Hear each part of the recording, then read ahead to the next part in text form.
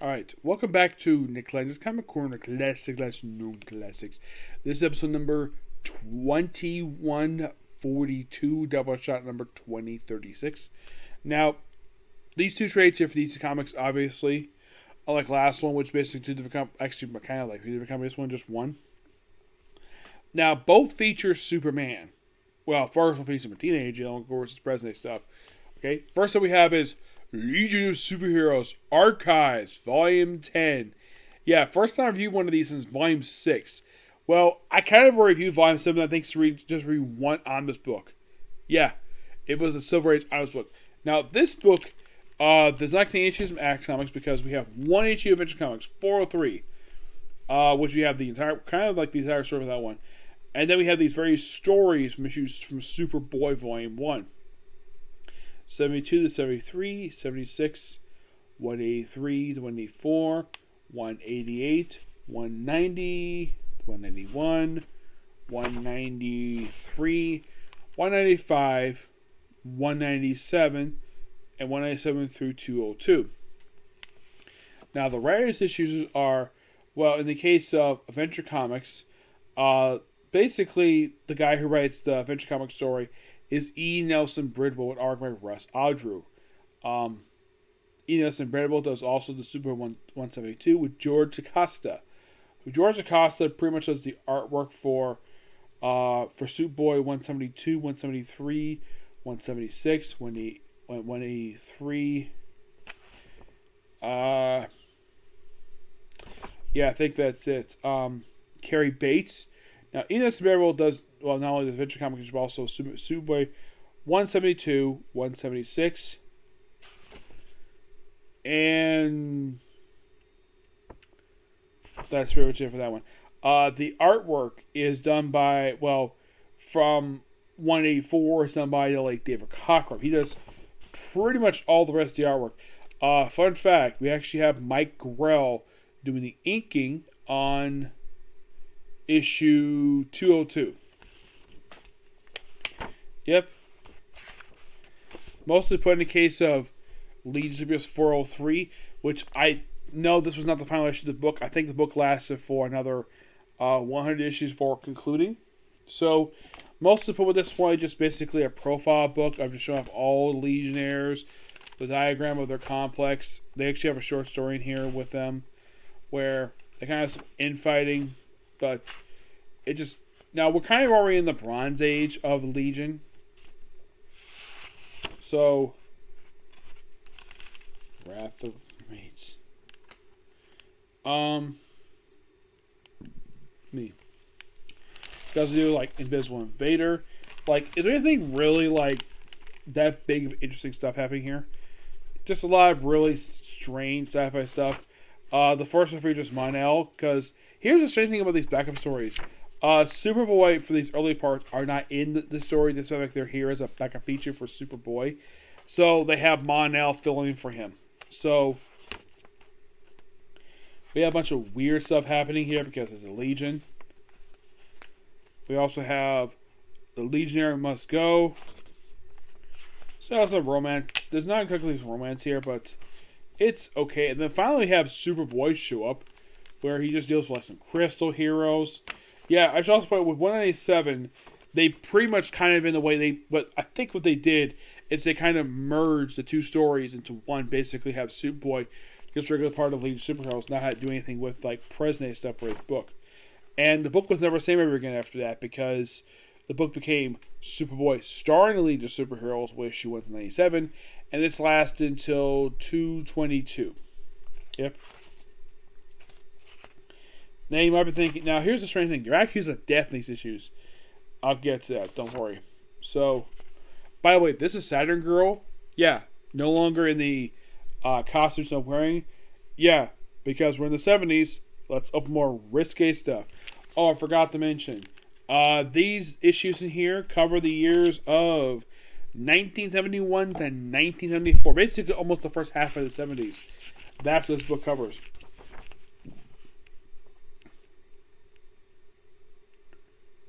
So we had this robot guy, he just stands down. then we have a story featuring Superboy turning 11 solar years old. Yes, 11-year-old. We have stuff with Dr. Regulus. Basically, a guy appeared like one other time before this one. So then we have Duo Damsel. We have various characters put out brand new costumes. Yeah, we actually have brand new costumes for Duo Damsel and Chameleon Boy. Apparently, Brainiac 5 designed them for reasons. So yeah, and then we have debut of Wildfire. Yes, a character who in these issues appeared for one at a time because we have him basically trying to join the Legion. And he gets turned down because apparently he's got too many powers. And then at the end of the issue, he dies. Yep, he dies. That's mostly, but then we have this awesome cover here, which is also the, now the cover that he used for 197. This actually is the start. Now, see his logo here? That's the logo you will see to issue 122.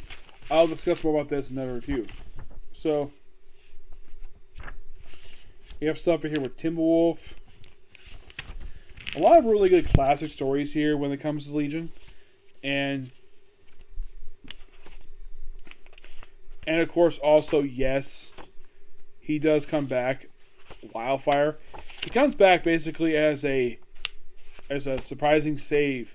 We have stuff with Bouncing Boy, who actually at one point did have powers, but he had to retire. And then, of course, apparently he takes on this one guy.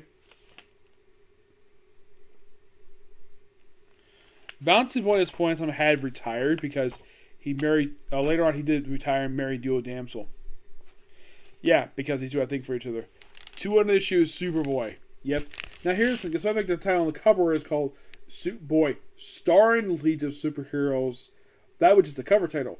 The actual inside title was still Superboy. And because 200 issue, is it, let's say, a double-sided issue? Kind of, yes. And this kind of basically is a way for Duo Damsel to fall for Bouncing Boy. Yeah, I remember this also one other time they had this in the 3-book version where they actually have Shrieking Violet, well I could do a Damsel, where they call Triple Cook originally because she had 3 personalities.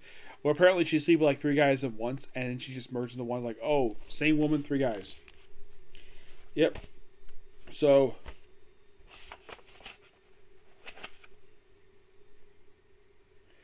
yeah, then of course, like, Duels, the twins gone, but still keeps the costume.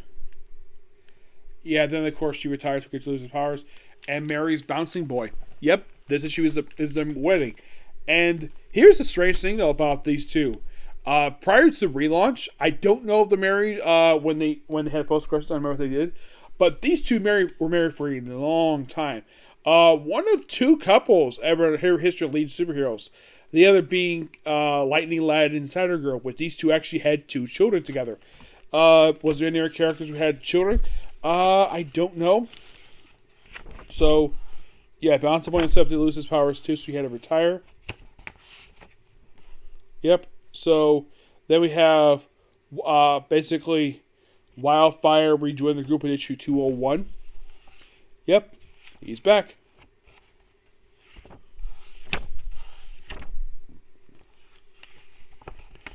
Yeah, Fancy Girls Day something. We have him back. Yep, he's back. Yep, Wildfire's back. I mistakenly thought Conway created this character, but no, Carrie Bates created him. And then very next issue, just other stuff with the Legion, just deal with other stuff. Just a lot of really good stories here. That we have Lord of Legion. We kind of reveal some personal information, like Cosmic Boys. Her name is Ronna Curran, which I already knew that. And at this point in time, he's dating dates Night Girl from the Legion of Substitute Heroes. Of course, Senator obviously dates Lightning Lad. Lightning Lass dates Timberwolf. Yes. And of course, we do have Bouncing Boy and Duo Damsel, who are retired and they got married in issue 200. Fancy Girl dates Ultra Boy. Chameleon Boy dates Janice Warren, a waitress. Invisible Kid. No girlfriend for him. Colossal Boy, no girlfriend. Star Boy, dates Dream Girl. In the free version, Dream Girl dates Brainiac 5. Brainiac 5 has got a crush on Supergirl. Solar Boy, no girlfriend. Streaking Violet dates Duplicate Boy. Ultra Boy, Phantom Girl. Matter Eater Lad, no special girlfriend. Yes, now if you're thinking, Matter Eater Lad, what the heck is Matter Eater Lad? This guy eats anything. That's the whole thing. It's his planet. Yeah, and he comes in handy occasion if they need to get out of the situation. Just send him Matter Eater Lad and he'll eat everything because he can. Yep, Wildfire basically returns. And this leads to like the final issue we have in here. Some alien stuff here. Element Lad does play a role in here. And, well, they jump with Delphish, and that's it. Really good stuff here. Still got 11 Legion per se. Yep. Now, I'm still almost out of the... Well, I'm getting close to the era of the second volume of Legion Superheroes. But this book, really good to get this book a 10 out of 10. Now, there's still a handful of books left to go before I get to Legion Superheroes Volume 2. And here's the thing. Volume 2 is mostly in trade, except for the last 10 issues for some reason. I don't know why, but... Excuse me. Also, fun fact, for the arc of these Legion Superheroes, there actually were 3 more released of this one. Volume 12 is on the way. 11 is not in the system. I'm going to do that one, basically, issues from this book individually. And 13, I'm reading that partially along with reviewing the trade Superboy and the Legion of Superheroes, which was collected in 2 volumes. And then I switched over to Legion Superheroes because Superboy basically kind of in story left the team. And so the book got basically, his name was dropped in the title. So they took his numbering and he got restored number 1. And that book lasted for a whopping 54 issues before getting canceled.